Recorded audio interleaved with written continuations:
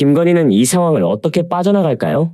윤석열이 후보 시절에 김건희 본인이 했던 것처럼 눈물로 호소할까요? 김건희 모친이자 윤석열 장모의 근황이 아주 충격적입니다.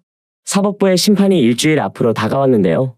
이미 통장 잔고, 증명서 위조 등 혐의로 징역 1년을 선고받고 구속이 됐는데 대법원 판결이 16일에 나온다는 겁니다. 대법원이 사문서 위조 등 혐의로 기소된 최은순의 상고심 판결 선고일을 정했고, 대법원은 2심 판결에 대한 최은순의 상고가 타당하지 않다고 판단하면 상고를 기각합니다. 이렇게 되면 최은순은 징역 1년이 확정돼 수감 생활을 이어가야 합니다. 그러나 2심 판결의 법리를 오해하는 등 잘못이 있다고 볼 경우 대법원은 판결을 파기하고 의정부지법으로 돌려보낼 수 있습니다.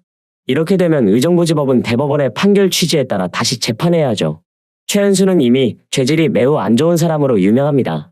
기소 혐의는 성남시 도촌동 땅 매입 과정에서 2013년 4월부터 10월까지 4차례에 걸쳐 총 349억 원가량이 저축은행에 예치된 것처럼 잔고증명서를 위조한 겁니다.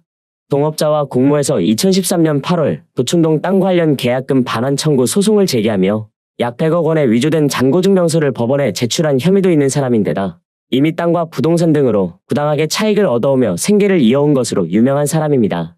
1심과 2심 모두 최은순의 혐의가 유죄로 인정됐기 때문에 징역 1년이 선고된 것이고, 1심에서는 구속을 면했으나 2심 재판부는 충분히 방어권이 보장됐으며 죄질이 매우 나쁘다는 이유로 법정에서 구속된 것입니다.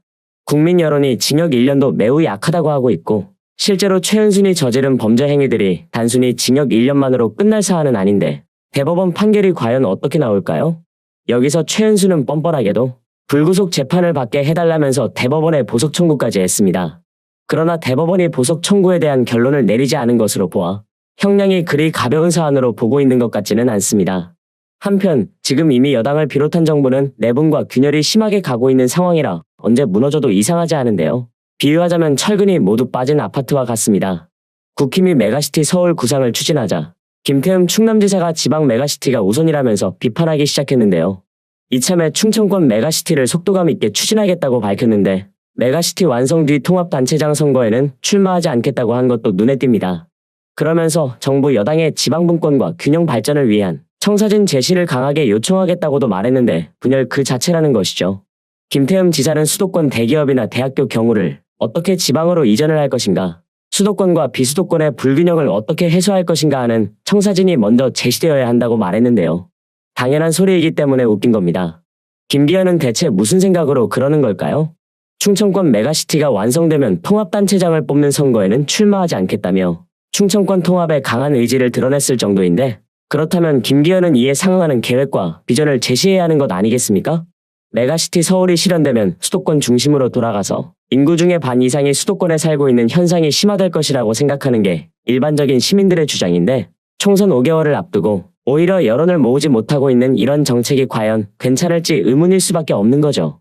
이걸 기회 삼아 민주당은 아예 국민 친화적으로 전략을 틀고 있습니다. 정부의 내년 예산안을 심사할 때 권력기관 업무 추진비 등을 중심으로 최소 5조 원 이상 감액하겠다고 밝혔는데 내용을 보면 충분히 납득이 가는 것들입니다.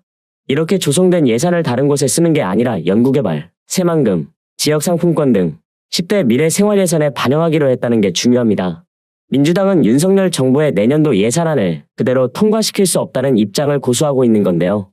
국회 심의 과정에서 권력기관 예산, 불효불급한 예산, 과도하게 편성된 예산은 과감하게 감액하고 대한민국 경제 미래를 살리는 5대 미래예산, 국민을 살리는 5대 생활예산을 추진할 것이라는 게 민주당 주장입니다. 국민들이 더 쉽게 공감할 수 있는 내용들인 것이죠. 최소 5조 원을 목표로 잡은 감액의 화살은 권력기관의 관서 업무 추진비와 특정 업무 경비 등을 겨냥하고 있습니다. 대통령 비서실, 법무부, 감사원 등 권력기관의 관서 업무 추진비와 특정 업무 경비가 가장 많이 증액됐다는 점도 놀랍습니다. 여기서 민주당은 이걸 파고든 겁니다. 권력기관을 중심으로 증액된 예산을 대폭 조정하고 특수활동비도 재정 여건을 감안해 감액 조정할 것을 밝힌 거죠. 그리고 윤석열이 눈먼 돈처럼 썼던 예비비, 고위 공무원 인건비, 홍보성 예상 등도 제대로 심사할 것이라고 경고했고요. 대신 현재 논란이 되고 있는 R&D와 재생에너지 등의 5대 미래예산은 과감하게 키울 방침입니다.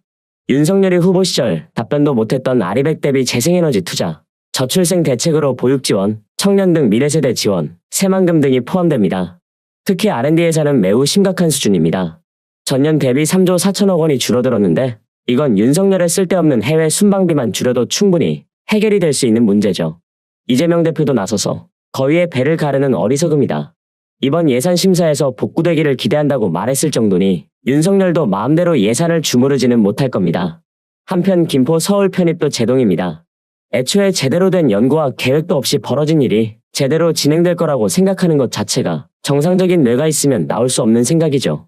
민주당이 처음 입장을 냈죠? 김포를 지역구로 두고 있는 김주영, 박상혁 의원이 김기현을 대놓고 저격했는데 아주 시원할 따름입니다.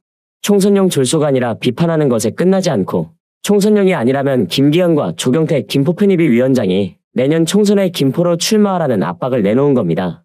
여기서 국힘은 아주 치졸하게 대응하기 바쁜데요.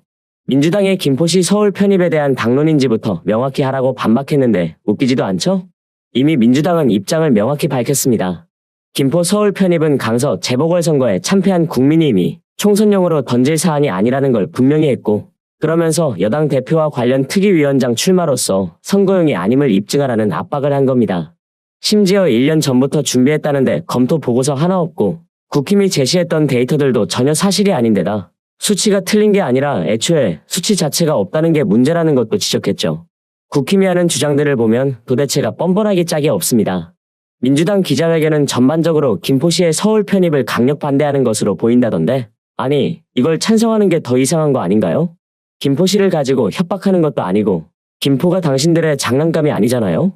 지금은 정쟁이 아닌 국민을 위한 변화가 필요한 시점이라고 하는데 정작 가장 정쟁이 될 만한 문제들을 가져오고 심지어 제대로 된 계획조차 없어서 정쟁화가 될 수밖에 없도록 하고 있는 게 누구인지를 아직도 모르고 있습니다.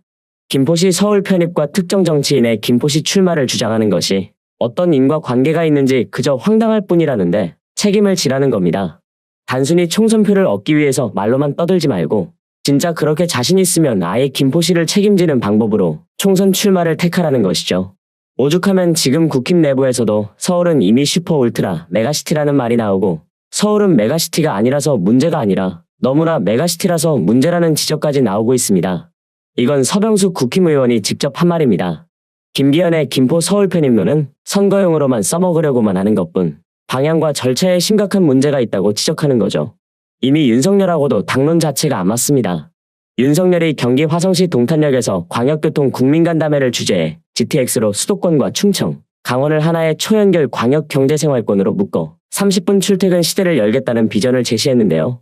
김기현은 이 와중에 수도권 선거에만 급급해 헌법에 규정된 지역균형 발전을 여기저기 찔러보는 포퓰리즘으로 접근하고 앉아 있습니다. 윤석열은 교통인프라 구축을 위해 재정을 아끼지 않겠다는 말까지 하고 있는데 김기현은 대체 누구와 의사소통을 하고 있는 것이며 무엇을 근거로 그런 말도 안 되는 행동을 하고 있는지 모르겠습니다. 윤석열이 해당 자리에서 김포 서울 편입 얘기를 꺼내지는 않았습니다. 그런데 과거에 본인이 대선 당시에도 김포골드선을 출근길에 한번 타봤는데 정말 힘이 들었다는 말을 했는데요. 시민들의 출퇴근 불편을 공감한다는 취지로 말을 한 걸로 보이는데 여기서 김포골드 라인을 콕 집은 겁니다. 국힘이 김포 서울 편입 메가시티를 띄우고 윤석열은 광역교통망을 강조하면서 결국엔 국힘 주장을 뒷받침하는 형국이 됐습니다. 결국엔 윤석열이 김포와 관련한 언급을 했다가 오히려 김기현한테 역풍이 불고 있는 것인데 양측의 기본적인 의사소통조차 안 되고 있는데 국민의 신뢰를 바라는 거냐 이거죠. 이래서야 당신들이 그렇게나 부정하는 백석 이하가 현실이 되지 않겠습니까?